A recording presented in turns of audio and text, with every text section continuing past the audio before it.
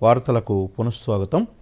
పేదలు, రైతులు, యువత, మహిళల అభ్యున్నతి, వికసిత భారత లక్ష్యాలుగా కేంద్ర ఆర్థిక మంత్రి నిర్మలా సీతారామన్ 48.20 లక్షల కోట్ల బడ్జెట్ను ప్రవేశపెట్టారు. కొత్త పన్ను విధానాన్ని ప్రోత్సహించేలా దానిని ఎంచుకున్న వారికి కాస్త ఊరట కల్పించారు. ఇప్పుడు వివరాలు చూద్దాం. కేంద్రంలో ప్రధానమంత్రి నరేంద్ర మోదీ ప్రభుత్వం మూడోసారి అధికారంలోకి వచ్చిన తర్వాత తొలిసారి పూర్తిస్థాయి బడ్జెట్ ప్రవేశపెట్టింది. 2024-25 వార్షిక సంవత్సరానికి సంబంధించిన బడ్జెట్ను కేంద్ర ఆర్థిక మంత్రి నిర్మలా సీతారామన్ లోక్సభలో ప్రవేశపెట్టారు. తాజా బడ్జెట్లో యువతకు నైపుణ్య శిక్షణ ఇచ్చి ఉపాధి అవకాశాలు మెరుగుపరిచేందుకు ప్రాధాన్యమిచ్చారు. ఎంఎస్ఎంఈ రంగానికి ప్రోత్సాహకాలు ప్రకటించి ఎక్కువ మందికి ఉద్యోగావకాశాలు కల్పించేందుకు బాటలు వేశారు. ప్రైవేటు సంస్థలు కొత్తగా ఉద్యోగాలు కల్పించినప్పుడు వారికి తొలి నెల జీతం తామే చెల్లిస్తామని ప్రకటించి కొత్త సంప్రదాయానికి తెరతీశారు. రైతులపై పెట్టుబడి భారం తగ్గించే ఉద్దేశంతో 1 కోటి మంది రైతులను ప్రకృతి సాగువైపు మళ్లించాలని నిర్ణయించారు. వీరికి చేయూతనివ్వటానికి 10,000 జీవ ఎరువుల కేంద్రాలను ఏర్పాటు చేయనున్నట్లు ప్రకటించారు. వచ్చే ఏడాది ఎన్నికలకు వెళ్లనున్న బీహార్కు 60,000 కోట్లతో మౌలిక సదుపాయాలు కల్పిస్తామన్నారు. సామాజిక న్యాయాన్ని సంపూర్ణంగా సాధించాలన్న సంకల్పంతో చేనేతకారులు, స్వయం సహాయక సంఘాలు, ఎస్సీ, ఎస్టీ, మహిళా ఔత్సాహిక పారిశ్రామికవేత్తలు, వీధి వ్యాపారులకు పీఎం విశ్వకర్మ, పీఎం స్వనిధి, జాతీయ జీవనోపాధి మిషన్, స్టాండప్ ఇండియాల ద్వారా మద్దతు ఇవ్వనున్నట్లు ప్రకటించారు. దేశీయ విద్యా సంస్థల్లో చదువు కోసం తీసుకునే 10 లక్షల లోపు రుణాలపై 3% వడ్డీ రాయితీ ప్రకటించారు.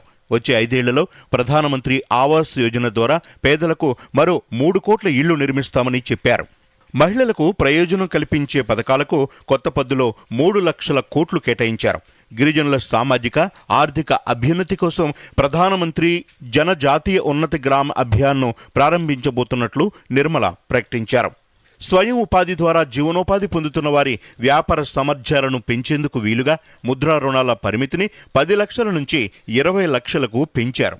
వచ్చే 5 ఏళ్లలో 1 కోటి మంది యువతకు దేశంలోని అగ్రశ్రేణి 500 కంపెనీల్లో ఇంటర్న్షిప్ కల్పించి వారి ఉద్యోగ సామర్థ్యాన్ని పెంచేందుకు కొత్త పథకాన్ని ప్రకటించారు. ఇందుకోసం ఒక్కో అభ్యర్థికి నెలకు 5,000 రూపాయల భృతి చెల్లించబోతున్నారు. దేశంలో 5 ఏళ్లలో 4.1 కోట్ల మంది యువతకు ఉపాధి, నైపుణ్యం, ఇతర అవకాశాలు కల్పించడానికి 2 లక్షల కోట్లు కేటాయించారు.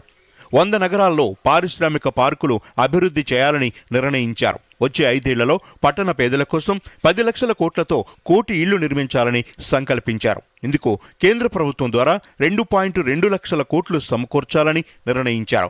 స్వయం ఉపాధిపై ఆధారపడిన వీధి వ్యాపారులకు మేలు చేసేందుకు వీలుగా ఎంపిక చేస్తున్న నగరాల్లో వచ్చే 5 ఏళ్లలో 100 వారపు సంతలు అభివృద్ధి చేయబోతున్నట్లు ప్రకటించారు. We particularly focus on employment, skilling, MSMEs and the middle class.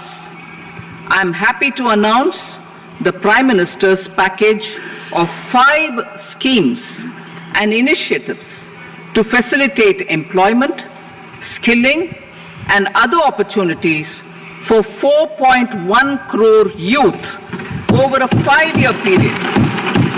దేశాన్ని ప్రపంచంలో 3వ అతిపెద్ద ఆర్థిక వ్యవస్థగా తీర్చిదిద్దడానికి కావాల్సిన ఉపాధి, ఉద్యోగ, మౌలిక వస్తువులు, నైపుణ్యం, పారిశ్రామికీకరణ లాంటి ప్రధాన అంశాలకు బడ్జెట్లో అత్యధిక ప్రాధాన్యత కల్పించారు. ఈ లక్ష్యాన్ని సాధించేందుకు ప్రధానమైన మూలధన వ్యయం కోసం ఈ ఏడాది 11.11 లక్షల కోట్లు కేటాయించారు.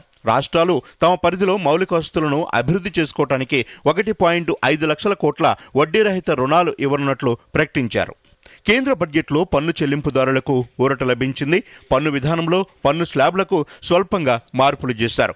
3 లక్షల వరకు వ్యక్తిగత ఆదాయం ఉన్నవారు ఎలాంటి పన్ను కట్టక్కర్లేదని తెలిపింది. 3 లక్షల నుంచి 7 లక్షల వరకు 5% పన్ను విధిస్తారు.